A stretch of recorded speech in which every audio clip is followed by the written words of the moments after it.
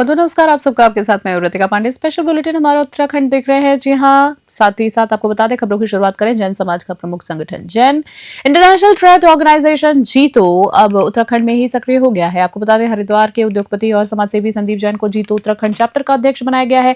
हरिद्वार के एक निजी होटल में आयोजित कार्यक्रम में सभी पदाधिकारियों के नामों की घोषणा की गई है, उन्हें शपथ दिलाई गई। बता दें आपको, जीतो उत्तराखंड के अध्यक्ष संदीप जैन ने कहा है कि संगठन जैन समाज के साथ साथ अन्य वर्गों के विकास के लिए भी काम करता रहता है। आपको बता दें, उन्होंने बताया कि उत्तराखंड में पलायन और बेरोजगारी बड़ी समस्या है, जिसे दूर करने के लिए जीतो सरकार के साथ मिलकर हर संभव प्रयास करेगा।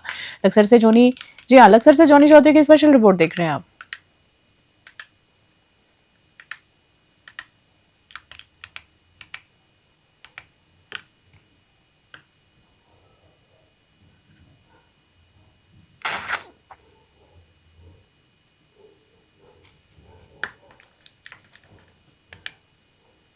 जिले में भालुओं के हमले लगातार चिंता का कारण बन गए हैं। बता दें आपको, पोखरी ब्लॉक के जूनियर हाई स्कूल हरिशंकर में आज सुबह पढ़ाई कर रहे एक छात्र पर भालू ने हमला कर दिया है और उसे झाड़ियों में घसीट ले गया। बता दें, बच्चों की चीख पुकार सुनकर एक शिक्षक और एक छात्र ने साहस दिखाते हुए छात्रों को भालू के चुंगल से बचाया है।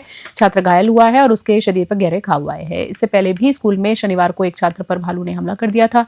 बता दें, दूसरी घटना नारायण मंगण ब्लॉक के मरोड़ा गांव में हुई है, जहां लकड़ी लेने गए एक 45 वर्षीय व्यक्ति पर भालू ने हमला कर दिया और उसे गंभीर रूप से घायल कर दिया। बता दें आपको, डॉक्टर ने उसे हायर सेंटर रेफर कर दिया है। स्थानीय लोग वन विभाग की नाकामी पर नाराज हैं और विद्यालयों की सुरक्षा की मांग कर रहे हैं। चमोली से सुरेंद्र धनित्रा की स्पेशल रिपोर्ट। आज लगभग 4:30-5 के आसपास हमें एक सूचना प्राप्त हुई है कि ग्राम मरोड़ा में एक शख्स कम से कम लगभग 50 वर्षीय भालू के हमले द्वारा घायल किए गए हैं। तो उनके घायल की स्थिति जानने हम लोग यहाँ पे मौके पर पहुँचे। उसके बाद यहाँ पर उनको प्राथमिक स्वास्थ्य केंद्र नारायणनगर लाया गया है और इनकी प्राथमिक स्थिति गंभीर घायल की लग रही है और इनको हायर चिकित्सा केंद्र में रेफर किया गया है। और इन दौरान हमने अभी घायल को तत्काल सहायता देने के लिए एक फौरी राहत के तौर पर 15,000 रुपये अपने स्वयं के स्तर से अभी मुआवजे के तौर पे दिए हैं और गंभीर घायल की श्रेणी में उचित मुआवजा जो भी सरकार के मानकों के अनुसार है वो उनको तत्काल मिलने के लिए कार्रवाई की जा रही है और उसके लिए उच्च अधिकारियों को भी सूचित किया गया है। और इससे बहुत दुखद घटना है और इस बार पता नहीं क्यों ऐसी, चाहे भालुओं के हमले की बात हो चाहे बाघ की बात हो, इस प्रकार की घटनाएं बहुत ज़्यादा हो रही हैं और ये किसी के हाथ में नहीं है। ये ऐसा नहीं कि कोई कर रहा होगा या किसी के हाथ में है कि कोई इसको कर रहा होगा, लेकिन ये घटना हुई है बहुत दुखद है और इस घटना के प्रति हमारा खेद है कि ऐसा नहीं होना चाहिए था और ये हमारे हाथ में नहीं। लेकिन जिस प्रकार से अगर ये घटना हुई है तो इस अभी तक तुरंत संज्ञान मैंने माननीय मुख्यमंत्री जी के कोऑर्डिनेटर माननीय दानू जी को। थराली नगर पंचायत थराली के मुख्य बाजार में पूर्व व्यापार संघाध्यक्ष प्रेम बटुला ने दुग्ध डेयरी का व्यवसाय शुरू किया है। सोमवार को नगर पंचायत अध्यक्ष सुनीता रावत ने रिबन काटकर इसका उद्घाटन किया। इस मौके पर बड़ी संख्या में व्यापारी, स्थानीय लोग मौजूद रहे। वही बता दें, प्रेम बटुला ने बताया है कि थराली में दूध और दुग्ध उत्पादनों की पर्याप्त आपूर्ति नहीं हो रही है, इसलिए मशहूर मधुसूदन कंपनी की मदद से ये डेयरी खोली गई है। यहाँ दूध, दही, घी, पनीर, मक्खन, मटर और अन्य दुग्ध उत्पाद उपलब्ध रहेंगे। शादी विवाह और पार्टियों के लिए सभी सप्लाईज यहाँ से होंगे। बता दें, उन्होंने कहा है कि डेयरी संचालन के लिए एक सेल्समैन और एक ड्राइवर की आवश्यकता है। इच्छुक लोग उनसे संपर्क कर सकते हैं। नगर पंचायत अध्यक्ष सुनीता रावत ने शुभकामनाएं देते हुए कहा है कि ऐसे व्यवसाय रोजमर्रा और स्वरोजगार को भी बढ़ावा देते हैं। बता दें आपको, जहां वार्ड सभासद दिवाकर नेगी ने कहा है कि इससे थराली, देवाल और नारायण वगड़ क्षेत्र में सप्लाई होगी। थराली से ब्यूरो रिपोर्ट देख रहे हैं आप। जी को बहुत बहुत बधाइयाँ जो उन्होंने एक नया व्यवसाय यहाँ पर स्टार्ट किया है। वो एक समाज सेवक भी है और निरंतर युवाओं के लिए भी काम करते हैं और उन्हें बहुत बहुत शुभकामनाएं। और उन्होंने भी कहा है कि यहाँ पे युवाओं को रोजगार भी मिलेगा। ऐसे ही हम बाजार में प्रयास कर रहे हैं कि अन्य चीज़ें भी खुले, नई नई चीज़ें आए मार्केट में, जिससे लोगों को रोजगार और लोगों को सुविधाएं भी मिलती है। क्या है कि पहाड़ में बहुत बड़ा दुग्ध उत्पादन का अभाव है। पलायन की जो मार है उसमें दुग्ध उत्पादन पे फर्क पड़ा हुआ है, लोगों को दूध नहीं मिल पा रहे हैं यहाँ पे। इस कारण बस हमने यहाँ पे मधुसूदन जो 1991 से डेयरी प्रोडक्ट में काम कर रही है, उस प्रोडक्ट को हमने यहाँ पे उतारा हुआ है। और हमारे पास आपको दूध, दही, मक्खन, छाछ, घी और क्रीम सब चीज़ मिलेगा। दुग्ध से उत्पादन सही है। और सफल मटर होगा आपका शादी ब्याह के टाइम पे लोगों को सामान उपलब्ध न होने के कारण हम नहीं। उत्तरकाशी जिले के भटवाणी विकासखंड के पंचगाई नवीन नटीन गांव में 3 दिवसीय पांडव नृत्य का आयोजन हो रहा है। इस बार ग्रामीणों ने इसे नए तरीके से प्रस्तुत किया। कार्यक्रम में भाजपा जिला अध्यक्ष नागेंद्र चौहान और ब्लॉक प्रमुख ममता पवार मुख्य अतिथि रहे हैं। बता दें, ग्राम प्रधान सोना धनवाड़, महिला मंगल दल और माल गुजार बचन सिंह रावत ने अतिथियों का स्वागत फूल मालाओं और अंग वस्त्र और ढोल नगाड़ों के साथ किया है। अतिथियों ने इस पौराणिक धरोहर को संजोकर रखने के लिए ग्रामीणों का आभार जताया है और गांव की सुख समृद्धि के लिए भगवान रामेश्वर समेश्वर देवता से प्रार्थना की है। दयारा विश्व पर्यटन समिति के अध्यक्ष राजेंद्र धनवाड़ ने बताया है कि पांडव नृत्य हमारी विरासत है और इसे निभाना हमारी नैतिक जिम्मेदारी है। उन्होंने कहा है कि ऐसे आयोजन गांव के नकारात्मक दोषों को दूर करते हैं और देवभूमि की आस्था जीवित रखते हैं। इस बार पांडव वेशभूषा और सजावटों ने इस को नया रूप दिया ताकि आने वाली पीढ़ी भी इस संस्कृति को जुड़ सके, आगे बढ़ सके। उत्तरकाशी से सुमित की स्पेशल रिपोर्ट। खबरों की बात करें तो रुद्रपुर में आवास विकास कॉलोनी में दबंगों द्वारा मकान पर कब्जा करने का मामला सामने आया। आरोप है कि दबंगों ने पहले एक ताला तोड़ा, फिर दूसरा काटा और खुलेआम मकान में घुसकर कब्जा कर लिया। पीड़ित महिला मकान मालिक राजबाला न्याय की आस में एसपी कार्यालय पहुंची है और शिकायत दर्ज कराई है। उनका कहना है कि कब्जाधारी पूरी तरीके से बेखौफ हैं और स्थानीय पुलिस चौकी की भूमिका की संदिग्ध बताई जा रही है। आपको बता दें, भूमिका भी संदिग्ध बताई जा रही है। राजबाला ने आरोप लगाया है कि बार बार शिकायत करने के बावजूद कोई ठोस कार्रवाई नहीं की गई है। मामले की गंभीरता को देखते हुए एसपी मणिकांत मिश्रा ने निर्देश दिए हैं कि एसपी सिटी उत्तम सिंह नेगी ने थाना अध्यक्ष को मौके पर भेजकर अवैध कब्जाधारियों को बाहर निकलवाने के आदेश दिए हैं। फिलहाल पुलिस कार्रवाई की बात करें, लेकिन सवाल यह है कि क्या रुद्रपुर में आम आदमी की संपत्ति सुरक्षित है या नहीं है। रुद्रपुर से सुख बसु की रिपोर्ट। ये एक अभी महिला आई थी, एक उसका अपनी कंप्लेन थी उसकी कि मेरे घर के कुछ भाग पे किसी और व्यक्तियों द्वारा, उसके देवर द्वारा कब्जा कर लिया गया है। तो साथ में वो कोर्ट ऑर्डर भी जो विपक्षी द्वारा यथास्थिति के थे वो भी लेके आई थी। तो इस संबंध में चौकी प्रभारी और थाना प्रभारी को बता दिया गया है और वो कंप्लेन अभी दे रही है अपनी, और जो भी लीगल एंगल्स को देखकर। और अगली खबर की बात करें, जिला कार्यालय सभागार में जिला अधिकारी मयूर दीक्षित की अध्यक्षता में जनसुनवाई कार्यक्रम आयोजित किया गया। इस दौरान हरिद्वार वासियों ने विभिन्न विभागों से जुड़ी लगभग 100 शिकायतें दर्ज कराई। इनमें मुख्य रूप से अतिक्रमण, पेयजल और कानून व्यवस्था से संबंधित समस्याएं सामने आई हैं। जिलाधिकारी ने सभी शिकायतों को संज्ञान लेते हुए संबंधित अधिकारियों को तत्काल कार्रवाई के निर्देश दिए। जो अधिकारी मौके पर मौजूद नहीं थे उन्हें वीडियो कॉन्फ्रेंसिंग के माध्यम से निर्देश दिए गए हैं। साथ ही सीएम हेल्पलाइन की शिकायतों पर भी चर्चा हुई है। जिलाधिकारी ने चेतावनी दी है कि जिन अधिकारियों ने लंबे समय तक शिकायतों का निस्तारण नहीं किया या शिकायतकर्ताओं से संपर्क में नहीं है, उनके खिलाफ सख्त कार्रवाई की जाएगी। उन्होंने कहा है कि अतिक्रमण जनपद की बड़ी समस्या है और उच्च न्यायालय और मुख्यमंत्री के आदेशों के अनुसार इस प्रभावी कार्रवाई इस पर की जाएगी। हरिद्वार से तनवीर अली की स्पेशल रिपोर्ट। सांस्कृतिक और रचनात्मक गांव कौब में 1 महीने से चल रहे कौबेश्वर महादेव लखपति क्रिकेट टूर्नामेंट शानदार समापन के साथ खत्म हुआ है। फाइनल मुकाबले की अगर हम बात करें तो खनौली 11 ने चांदोला 11 को हराकर ट्रॉफी पर कब्जा किया है। समापन समारोह में थराली विधायक भूपाल राम चमचा, ब्लॉक प्रमुख और जिला पंचायत सदस्य भी मौजूद रहे। फाइनल में खलौनी 11 ने टॉस जीतकर चांदोला 11 की बल्लेबाजी के लिए आमंत्रित किया। वहीं चांदोला टीम ने 16 ओवर में 7 विकेट खोकर 101 रन बनाए हैं। जवाब में खलौनी 11 ने 15.1 ओवर में 8 विकेट गंवाकर 102 रन बनाकर जीत हासिल की है और लखपति कप अपने नाम किया है। चमोली से सुनेंद्र धनेत्रा की स्पेशल रिपोर्ट। देता हूँ आपके चैनल के माध्यम से। कई बार हमको न्यूज़ें और क्षेत्र के समाचार सुनने का, देखने का मौका मिलता है। आज जो फाइनल का जो मैच चल रहा है, मैं दोनों टीमों को शुभकामनाएं दूंगा, चाहे वो अपने चंदोला जीपी टीम हो या वो खनौली वाली टीम हो। दोनों को जो भी जीते, दोनों को मेरी शुभकामनाएं हैं और ऐसे मैच हमारे क्षेत्र में होने चाहिए। मेरा अपने क्षेत्र की जनता से अनुरोध है कि देखो, हम क्षेत्र में जो हमारे नए जो लड़के हैं, जो लड़के क्षेत्र में हमारे स्पोर्ट्स में हैं, उनको ऐसे मैचों का जब हम आयोजन करते हैं तो उनको अपनी प्रतिभा को निखारने का एक मौका मिलता है। इन मैचों के माध्यम से वो अपने आप को आगे ले जाते हैं।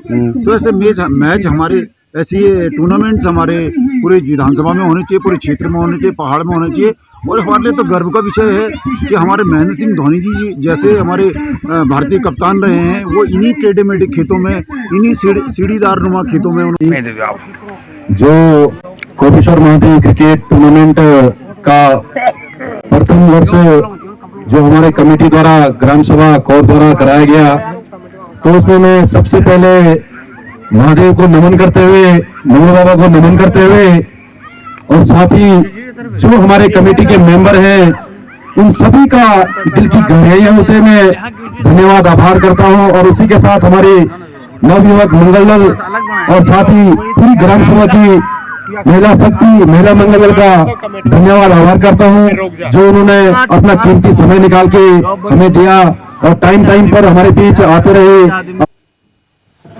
घने कोहरे के बीच रेलवे ट्रैक और राजमार्गों पर हाथियों की बढ़ती आवाजाही में वन विभाग की चिंता बढ़ गई है। अब आपको बता दें, स्थिति को गंभीर मानते हुए विभाग अलर्ट मोड पर आ गया है। तराई केंद्रीय वन विभाग प्रभाग रुद्रपुर, जी हां, डिवीजन की टांडा रेंज के वन क्षेत्राधिकारी रूपनारायण गौतम ने बताया कि भोजन और पानी की तलाश में हाथियों के झुंड जंगल से बाहर निकलकर रेलवे ट्रैक और राजमार्ग को पार कर रहे हैं। इसमें दुर्घटनाओं और मानव वन्यजीव संघर्ष का खतरा बढ़ गया है। बता दें आपको, वन विभाग ने संवेदनशील क्षेत्रों में विशेष गश्ती दल गठित किए हैं और रात में भी रेलवे ट्रैक पर वन कर्मियों की तैनाती कर दी गई है। चेतावनी बोर्ड लगाए जा रहे हैं और लोको पायलट और वाहन चालकों को धीमी गति से चलने की अपील की जा रही है। गौतम ने आमजन से अपील की है कि हाथियों को देखकर घबराएं नहीं, सुरक्षित दूरी बनाए रखें और तुरंत वन विभाग को इसकी सूचना दें। लाल कुआं से विनोद कुमार अग्रवाल की स्पेशल रिपोर्ट। विकासखंड सभागार में उत्तराखंड मुक्त विश्वविद्यालय की टीम द्वारा आंगनबाड़ी कार्यकर्त्रियों को दिव्यांगता विषय पर एक दिवसीय प्रशिक्षण दिया गया है। कार्यक्रम में बाल विकास परियोजना अधिकारी सुधा त्रिपाठी सहित लगभग 30 आंगनबाड़ी कार्यकर्तियों मौजूद रही हैं। प्रशिक्षण देने के लिए विश्वविद्यालय से डॉक्टर ब्रजेश वनकोठी, सहायक क्षेत्रीय निदेशक डॉक्टर सिद्धार्थ पोखरियाल, विभाग अध्यक्ष विशेष शिक्षा विभाग हल्द्वानी लक्सर पहुंचे हैं। उन्होंने कार्यकर्तियों और दिव्यांग बच्चों की पहचान, उनकी देखभाल और शिक्षा से जुड़ी विशेष जानकारियां दी हैं। अधिकारियों ने बताया है कि आंगनबाड़ी कार्यकर्ताओं की भूमिका समाज में दिव्यांग बच्चों को मुख्यधारा से जोड़ने में अहम है। बाल विकास परियोजना अधिकारी सुधा त्रिपाठी ने कहा है कि इस प्रशिक्षण से कार्यकर्तियों को दिव्यांग बच्चों की समस्याओं को समझने और समाधान करने की मदद मिलेगी। लक्सर से जोनी चौधरी की रिपोर्ट। लक्सर विकासखंड सभागार में उत्तराखंड मुक्त विश्वविद्यालय द्वारा उत्तराखंड के गवर्नर महोदय द्वारा एक विश्वविद्यालय एक शोध के अंतर्गत उत्तराखंड मुक्त विश्वविद्यालय को दिए गए शोध कार्य जो दिव्यांगजन और वंचित जनों के जीवन में कैसे सकारात्मक परिवर्तन लाए और इस दिशा में हम लोग काम करें, क्योंकि आज यहाँ पर चयनित जो खानपुर ब्लॉक और लक्सर ब्लॉक के चयनित 30 आंगनबाड़ी कार्यकर्ता हमारे बीच में हैं, क्योंकि वो गांव में रहते हैं, लोगों से सीधे जुड़े रहते हैं। उनको इस तरह की जो लोग समाज में छिपे हुए रहते हैं, जिनको अपने पता नहीं था, दिव्यांगता के पता उनको जानकारी नहीं होती, तो उनको वंचित लोग हैं, जो दिव्यांग लोग हैं, उनके जीवन में हम लोग कैसे परिवर्तन ला सकें, उनको क्या क्या दिक्कत। दिव्यांगता की बात करते थे तो 2021 में जब ये एक्ट आया था, नवीन दिव्यांगजन अधिकार अधिनियम, इसमें दिव्यांगता की संख्या 21 कर दी गई, जिसमें 3 महत्वपूर्ण चीज आई। एक आई डार्फिज, जिसे बौनापन कहते हैं, एक आता मेंटल इलनेस, जो मानसिक विकार, मानसिक रोग से, और तीसरा जो सबसे महत्वपूर्ण है हमारे समाज में। और अगली खबर की बात करें, पहाड़ों में जंगली जानवरों के हमले लगातार बढ़ते जा रहे हैं, जिससे ग्रामीणों में दहशत का माहौल है। बीती रात नलगांव में गुलदार ने एक घोड़े पर जानलेवा हमला कर दिया और उसे मौत के घाट उतार दिया है। दुखद खबर है, इस घटना के बाद क्षेत्र में भय और चिंता का माहौल है। पहले बंदर, लंगूर, अब सुअर खेती को नुकसान पहुंचाते थे, लेकिन अब गुलदार और भालू भी विकराल रूप ले रहे हैं। बता दें आपको, बीते कुछ दिनों में इन जानवरों द्वारा इंसानों पर हमलों की घटनाएं भी बढ़ी हैं। ग्रामीणों का कहना है कि सरकार और वन विभाग को ठोस कदम उठाने चाहिए ताकि लोग सुरक्षित जी सके। कुछ लोग मांग कर रहे हैं कि जंगली जानवरों को मारने का आदेश दिया जाए या ऐसे उपाय किए जाएं जिससे मानव से वो दूर रहे। नलगांव से ब्यूरो रिपोर्ट। अब प्रदेश के मुख्यमंत्री पुष्कर सिंह धामी सोमवार को अल्मोड़ा पहुंचे हैं, जहां उन्होंने सांसद खेल महोत्सव का विधिवत शुभारंभ किया है। इस अवसर पर उन्होंने कहा है कि यह महोत्सव खिलाड़ियों के लिए एक सशक्त मंच साबित होगा, खेल प्रतिभाओं को आगे बढ़ाने का अवसर मिलेगा। मुख्यमंत्री ने बताया है कि राज्य सरकार खेलों और खिलाड़ियों को सर्वांगीण विकास के लिए लगातार काम कर रही है। इसी वर्ष उत्तराखंड में स्तरीय राष्ट्रीय खेलों का सफल आयोजन हुआ है, जो राज्य के खेल दृष्टि और खिलाड़ियों के भविष्य के लिए महत्वपूर्ण उपलब्धि रही है। उन्होंने कहा है कि सरकार का लक्ष्य देवभूमि उत्तराखंड को खेल भूमि के रूप में स्थापित करना है। इसके लिए नई खेल नीति लागू की गई है और 8 शहरों में स्पोर्ट्स बेस्ड प्लान तैयार किए गए हैं। आपको बता दें, स्पोर्ट्स बेस्ड प्लान तैयार किए गए हैं, खिलाड़ियों को विश्व स्तरीय प्रशिक्षण दिया जाएगा। अल्मोड़ा से गोविंद रावत की स्पेशल रिपोर्ट। बांग्लादेश में दीपू चंद की निर्मम हत्या से आक्रोशित लोगों ने रुद्र रूप में ट्रांजिट कैंप क्षेत्र में जोरदार प्रदर्शन किया। प्रदर्शनकारियों ने बांग्लादेश सरकार के खिलाफ नारेबाजी करते हुए पुतला फूंका है और घटना की कड़ी निंदा की है। इस दौरान दोषियों के खिलाफ सख्त कार्रवाई की मांग की गई है। प्रदर्शन का नेतृत्व बंगाली कल्याण समिति के उत्तराखंड ने किया है, बता दें आपको, जिसमें बड़ी संख्या में लोग शामिल हुए हैं। वक्ताओं ने कहा है कि बांग्लादेश में अल्पसंख्यकों पर हो रहे अत्याचार चिंता का विषय है और इस तरह की घटनाएं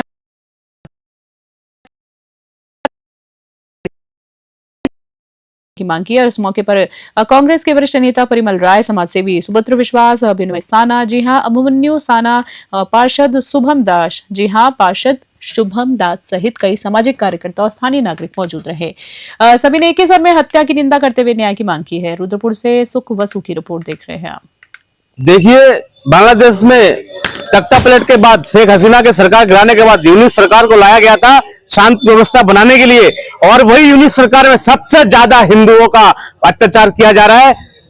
दीपू चंद्र दास, उस व्यक्ति का क्या गलती था? उसने खाली यही किया, सभी धर्मों का सम्मान होना चाहिए। हाँ, यही तो बोला था उसने, इसके अलावा क्या बोला था? उस व्यक्ति को घसीट के मॉब लिंचिंग किया गया, वहां पे हजारों को लोग वीडियो बना रहे। मतलब इतना शर्मसार करने वाली जो घटना है, और मुस्लिम समाज हंसी ठिठक के हंस रहे हैं उसको देख के, वहां किसी की मौत हो रही है। मैं ऐसे समाज को बिल्कुल विरोध करता हूं और सरकार को हस्तक्षेप करते हुए इनके ऊपर कार्रवाई करना चाहिए, शांति दूत यहां से भेजना चाहिए, जितने भी हिंदू है सबको सुरक्षित करना चाहिए। बहुत दुखद मामला है कि बांग्लादेश में लगातार हिंदुओं के ऊपर जो अत्याचार हो रहा है और वो बढ़ता ही जा रहा है। मोहम्मद यूनुस को शांति पुरस्कार नोबेल दिया गया, नोबेल पुरस्कार दिया गया। किस चीज का नोबेल पुरस्कार दिया गया? कि हिंदुओं की हत्या के ऊपर, जो बंगाली हिंदू मारे जा रहे हैं उनकी हत्या करने के लिए दिया गया उनको नोबेल पुरस्कार। मैं ऐसे राष्ट्रपति के मैं बहुत कड़ी निंदा करता हूं। और अगर बांग्लादेश के जो मुस्लिम लोग हैं, अगर वो इस निंदा, अगर उनके जो खुदा है अगर इतने कमजोर है कि किसी की निंदा करने से उनको फर्क पड़ जाता है और उसके लिए किसी आदमी की हत्या करना पड़ जाए, तो मैं ऐसे धर्म के जो बांग्लादेश के लोग हैं, जिस धर्म को मानते हैं, मैं उस धर्म के लोगों को कहता हूं कि अगर आप लोग इस तरह से अत्याचार करते रहोगे तो आने वाले समय में आपके जो धर्म है वो उसके बारे में पूरी दुनिया को पता लगेगा किस तरह से। भाजपा के पूर्व विधायक सुरेश राठौड़ और अभिनेत्री उर्मिला सनावर के बीच कथित बातचीत का एक ऑडियो वायरल होने से अंकिता भंडारी हत्याकांड पर एक बार फिर चर्चा में आ गया है। बता दें, इस ऑडियो में भाजपा प्रदेश प्रभारी दुष्यंत गौतम का नाम लिया जा रहा है, जिससे लेकर कांग्रेस ने गंभीर आरोप लगाए हैं। हरिद्वार प्रेस क्लब में आयोजित प्रेस क्लब कॉन्फ्रेंस में कांग्रेस नेताओं ने कहा है कि दुष्यंत गौतम इस मामले से जुड़े वीआईपी है और मुख्यमंत्री को इसकी जांच करानी चाहिए। कांग्रेस ने आरोप लगाया है कि सरकार मामले को दबाने की कोशिश कर रही है, जबकि पीड़ित परिवार को न्याय मिलना जरूरी। नेताओं ने कहा है कि इस तरह के ऑडियो से कई सवाल उठते हैं, सच्चाई सामने आनी चाहिए। हरिद्वार से तनवीर अली की रिपोर्ट।